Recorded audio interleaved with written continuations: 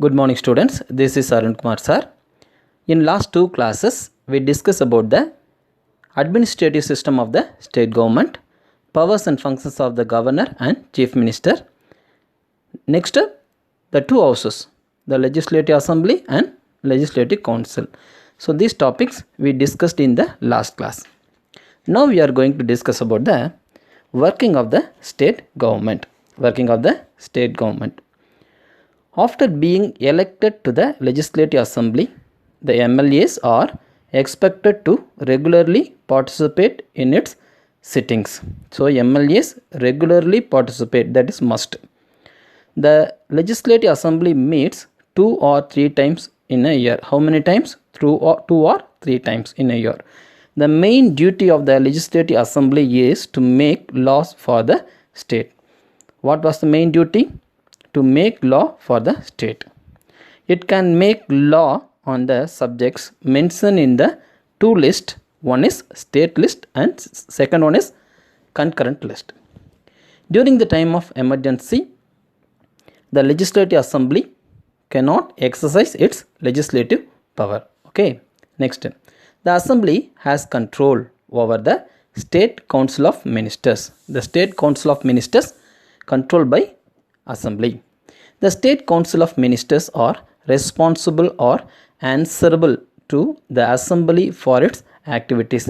The council of ministers are responsible and answerable to the activities of the assembly.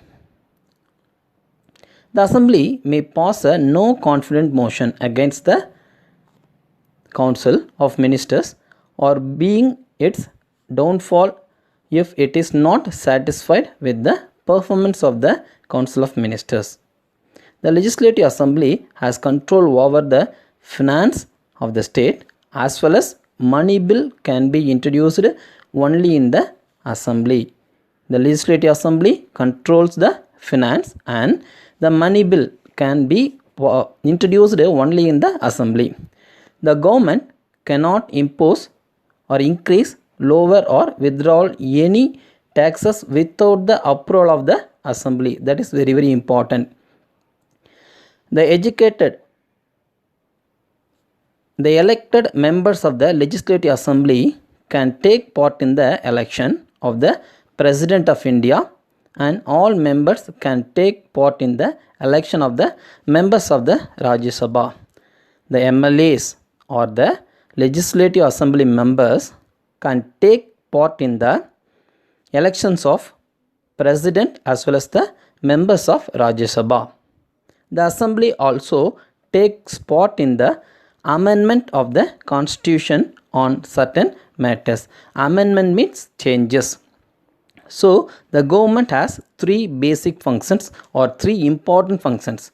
One is making laws, second one is executive laws, third one is ensuring justice. First one is making laws, second one is executing laws, third one is ensuring justice. So these are the very basic and important functions of the state government. Okay, next students, how laws are made in the state government. Okay, how laws are made in state government.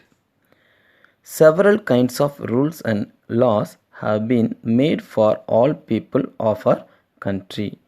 The rules and regulation or the laws have been made for all people of our country. For example, there is a law that you can't keep a gun without having a license for it. You can't keep a gun without having a license for it. Or that woman cannot marry before the age of 18 years old, and men cannot marry before the age of 21 years old. So that is a age limitation for marriage, both men and women. These rules and laws have not been made just like that. It is not an easy task to making law. People elect their government who thought carefully before making such laws. A lot of such laws are made by the state and central government.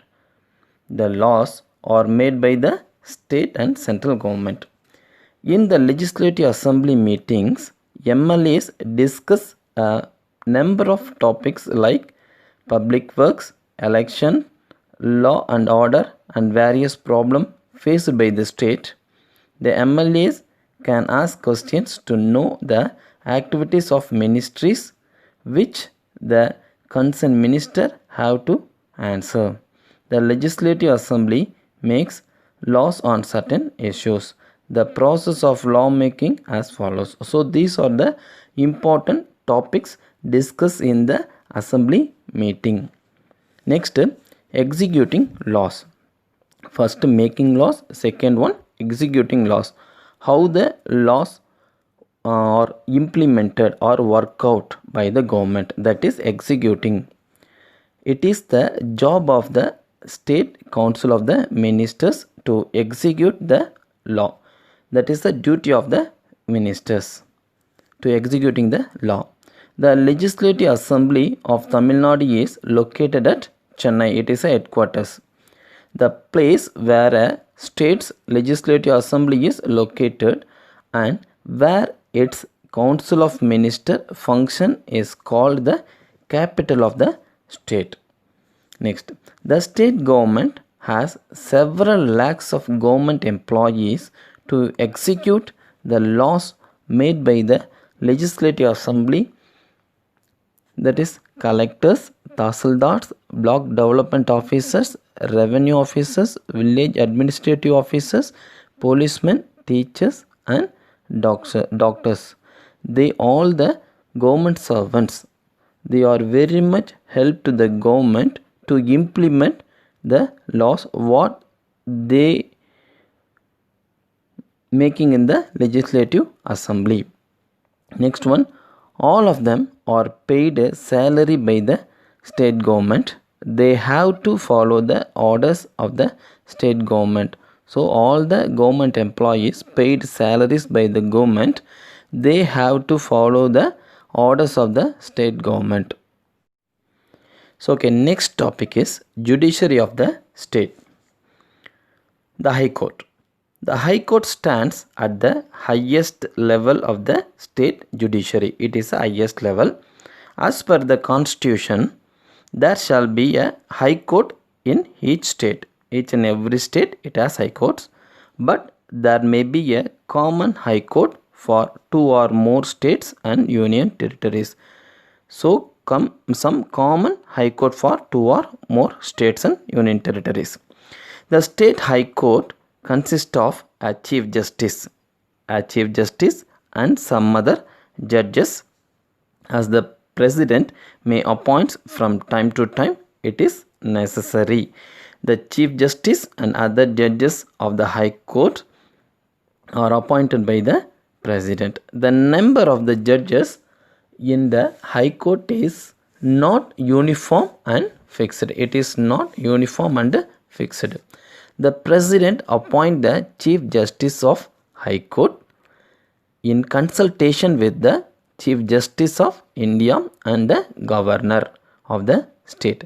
The President can appoint the Chief Justice of High Court in consultation with the Chief Justice of India and the Governor of the state. A judge of High Court must be the following qualification. The qualification of the High Court judge. First, citizen of India.